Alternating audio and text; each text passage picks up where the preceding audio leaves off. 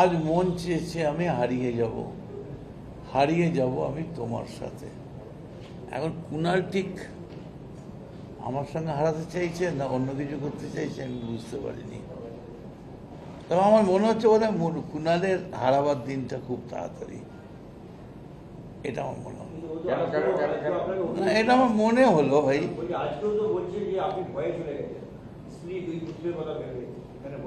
কোথায়? আচ্ছা, একটা কথা বলুন, স্ত্রী পুত্রর কথা ভেবে স্ত্রী পুত্র চলে যাবে, আমি কেন চলে যাব? আর স্ত্রী পুত্র তো আমাদের দেশের এজেন্সি ডেকেছে, যাবে, এর আগেও ডেকেছে, গেছে, বাড়িতে এসছে। সত্যিই যদি আমি কোনো অন্যায় করে থাকি তার তো বিচার হওয়া উচিত।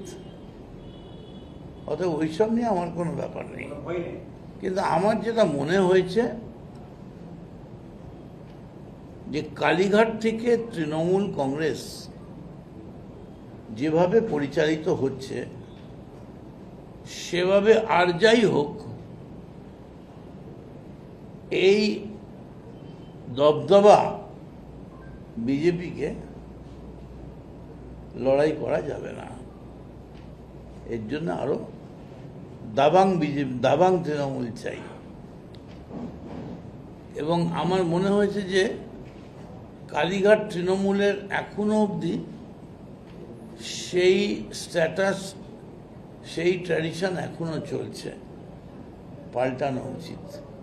কেউই জানে না, মানে আমি এখন গ্যারেন্টি দিয়ে বলতে পারি কালীঘাটে আজকে সন্ধ্যাবেলা কোন স্টুডিওয়ে কে বসবে 6টার শো হলে 6:45 অবধি জানে না। তারপর বলে ওর ছুরি তোর বিয়ে চলে যায়। তো এই ধরনের তো পার্টি হয় না, পার্টি ইজ এ সিস্টেম। কালকে মমতা বন্দ্যোপাধ্যায় তিনি একটা বার্তা দিয়েছেন, বলেছেন 21শে জুলাই থেকে তাদেরকে তৃণমূল সেটা একটা নতুন পথ চলা শুরু করবে এবং তারা গোপনে অনেকে যোগাযোগ রাখছে। দর্শকরা আপনার শিবির বদল করলেও অনেকে গোপনে যোগাযোগ রাখছে। কালীঘাট থেকে 21শে জুলাই আগে সবাই চলে যায়, উনি বলছেন নতুন ভাবে পথ চলা শুরু করবে 21শে জুলাই থেকে। দেখুন, 21শে জুলাইয়ের আগে গান্ধী মূর্তিতেই আসল 21শে জুলাই, কারণ গান্ধী মূর্তিতেই গুলি চলেছিল।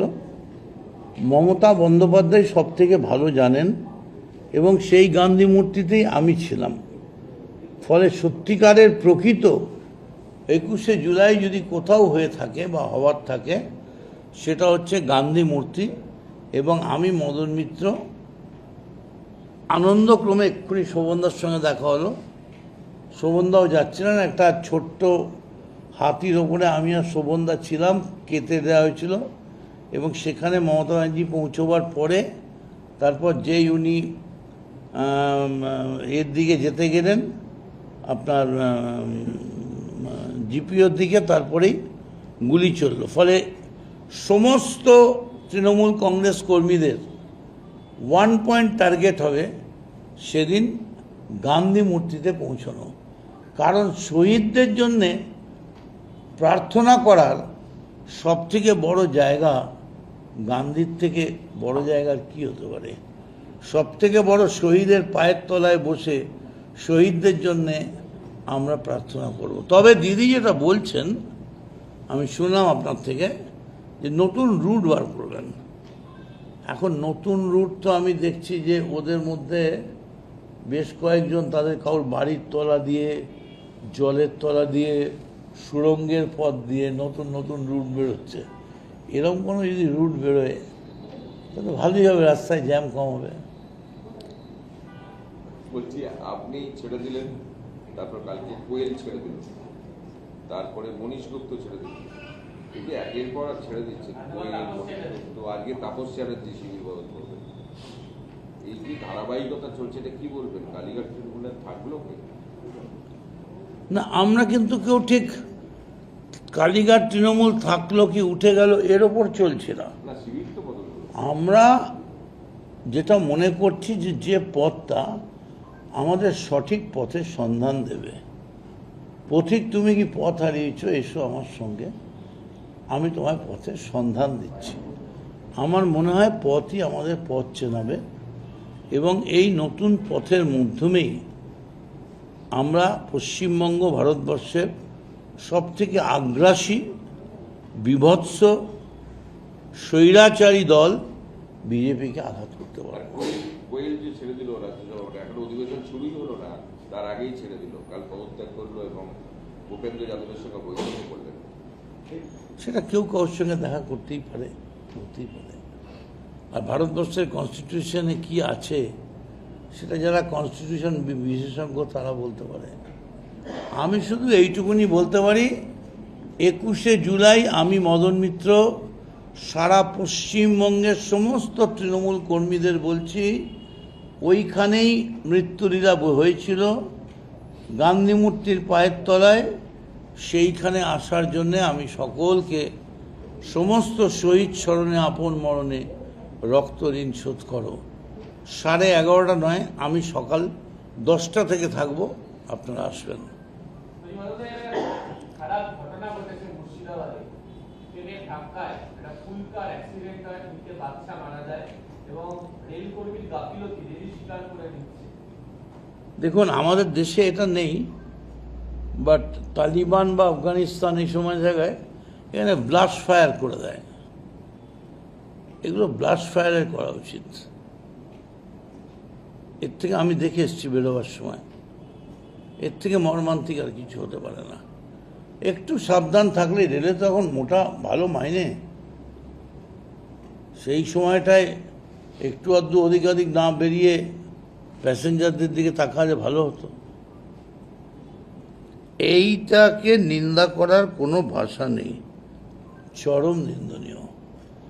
হাওয়েভার ওকে, দেখা হচ্ছে 21শে জুলাই।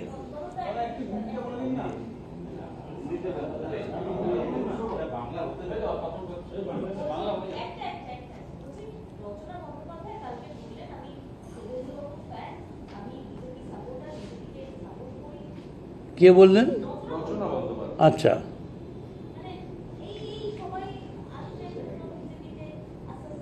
বলতেই পারেন। দেখুন, কেউ কেউ যদি ফ্যান হয়, আমি কি করে আটকাবো? আমি যেমন পান্তা ভাতের ফ্যান, লাল বাবা রাইসের ফ্যান, তেমনি রচনাও কারোর ফ্যান হতে পারে, আমি কারোর টিউবলাইট হতে পারি, এটা কোনো এসে যায় না।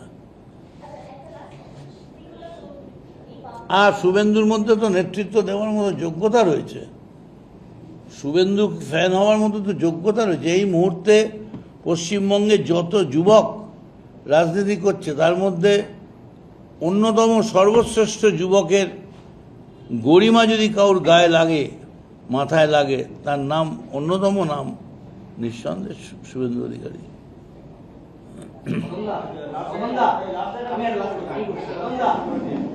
মমতা বন্দ্যোপাধ্যায় আরেকটা বলতে মমতা বন্দ্যোপাধ্যায় কালকে আরেকটি বার্তা দিয়েছে যে বিজেপির বিরুদ্ধে ভয় থেকেও প্রতিবারের সাহস পাচ্ছে না। তাদের যে 21শে জুলাই বিড়লা তারামণ্ডলের সামনে, সেখান থেকেই নতুন প্রতিবাদী কণ্ঠ আওয়াজ উঠছে। ভালো তো, ভালো আওয়াজ উঠলো, ভালো সুর হলো, সুন্দর গান হলো। সেই দিন কাকিমা আমরাই ছিলাম সেই রাতে, কি সুন্দর সুর হলো। নতুন বিধানসভার সদস্য হলো, ভালো তো, সুন্দর, সবসময় সুন্দর। না, উনি বলছেন বিজেপির মমতা ব্যানার্জির কথা বলছি, বিজেপির বিরুদ্ধে কেউ প্রতিবাদ করছে না। তাদের 21শে জুলাই যে তারামণ্ডলের সভা থেকে বিজেপির বিরুদ্ধে প্রতিবাদের আওয়াজ উঠছে। ভালো তো, কিন্তু সেটা ওই এই মুহূর্তে যা অবস্থা, বলতে খারাপ লাগছে। তারামণ্ডলে উঠলে তাহলে প্রথম ল্যাম্প পোস্টটা যদি 50 মিটার হয়, 51 মিটার হবে না, 50 মিটারই শেষ হয়ে যাবে আওয়াজ। মদনদা, আপনারা সুন্দর পাঞ্জাবি পরে এসেছেন নতুন দলে যাওয়ার পর, ভাই এটা রংটা কি কোনো কিছু বার্তা দিচ্ছে? এটা তো আমাদের জাতীয় রং। আমরা তো ছোট থেকে, মানে জবে থেকে জামা কাপড় পরে, স্কুলে পাঞ্জাবি পায়জামা পরে কলেজ যেতাম, যখন ছাত্র রাজনীতি করতাম, সবসময় এটাই পড়তাম। এটা কি নতুন কিনলেন? এটা কি রংদের হয়ে সিঁড়ি গেরুয়া? বদলের পর নতুন কিনলেন? না, এটা কিনলাম না, রং- আজকে এটা কি যখন রংদের হয়ে পরবো, গেরুয়া? না, এটা যখন পরবো বলে সাদা একটা পাঞ্জাবি পরতে গিয়ে পাঞ্জাবিটা পরে ভিজে গেল। তখন আমি দেখলাম এটা গায়ে হচ্ছে, পরলাম। তা পরে দেখলাম খুব খারাপ লাগছে না, রংটা খুবই ভালো। আপনার প্রিয় রং কি এটাই? আপনার না, আমার প্রিয় রং হচ্ছে হলুদ। না, এই রংটাকে কি বলবেন, রঙের মুখে গেরুয়া? আপনারা যা খুশি ভাবতে পারেন, তবে এইটুকুন আমি বলতে পারি, আমি এমন রং বাদ যে কোনো রঙই কাজে লাগে।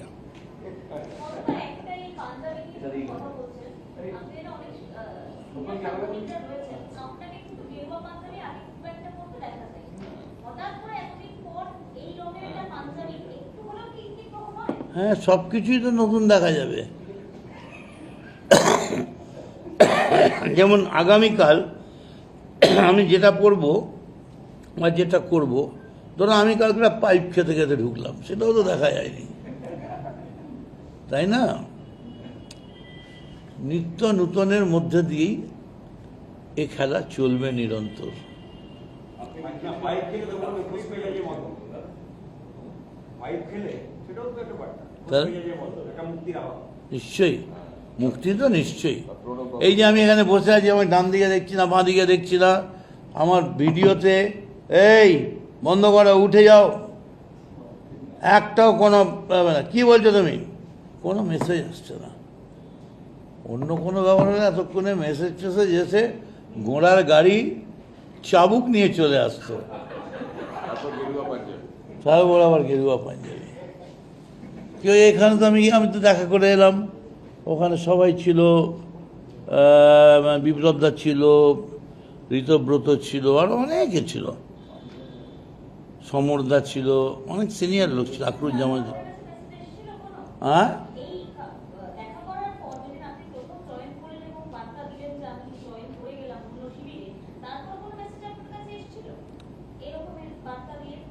না আসবে কেন? আমি তো শুনলাম যে তারা বলছেন, তিনি বলছেন যে যারা যারা ভয় পাচ্ছে, যাদের অসুবিধে আছে, তারা চলে যান। এখন বলছেন যে কারুর পরিবারের মতো বাচ্চা নিয়ে, গয়না নিয়ে ধরা পড়ার পরেও অনেকে ভয় পায় না। সবার জন্য তো সোনিয়া গান্ধীর দরজা আর কাস্টমসের পুলিশকে টানা হেঁচড়া করার মতো লোক থাকে না। মুখ্যমন্ত্রীর সঙ্গে কোনো কথা হয়েছে, ফোন টোন এসছে? সব উনি সুস্থ থাকুন। না না, আমি না, না। বর্তমান মুখ্যমন্ত্রীর সঙ্গে কোনো কথা হয়েছে? মানে না না না না না, ব্যস্ত লোক, দেখা তো হবেই। আজকে এসেছিলেন কি? আজকে তো আসেননি। মদনদা, সোমবার রোববার রাতে ফাইনাল, আর্জেন্টিনা স্পেন, আপনি কাকে সাপোর্ট করছেন? আমি কাল কিন্তু আর্জেন্টিনায় পড়ে বেরিয়েছিলাম, আপনি সেদিনকে নিজেকে তখন কেউ বিশ্বাস করেনি, এবং এটা বিশ্বাস করেনি বলেই আমি রাত 4টে অবধি বসেছিলাম। বলছি আপনি কি আদতে আর্জেন্টিনা না শিবির বদল করে ফাইনালে উঠেছে বলে আর্জেন্টিনা? কোনটা? আমি মেসি, শুরু থেকে আমি মেসি। আপনি নিজেকে কার ভূমিকায় দেখতে চাইছেন, আলভারেজ, মার্টিনেজ না মেসি? আমি মেসি, মেসি, মেসি। কগল দেবে? সেটা বলা মুশকিল, হয়তো এক গোলেই নিষ্পত্তি হবে। ঠিক আছে, ভালো থাকুন সবাই আপনারা। পাঞ্জাবিটা ভালো, মদনদা, ভালো লাগছে।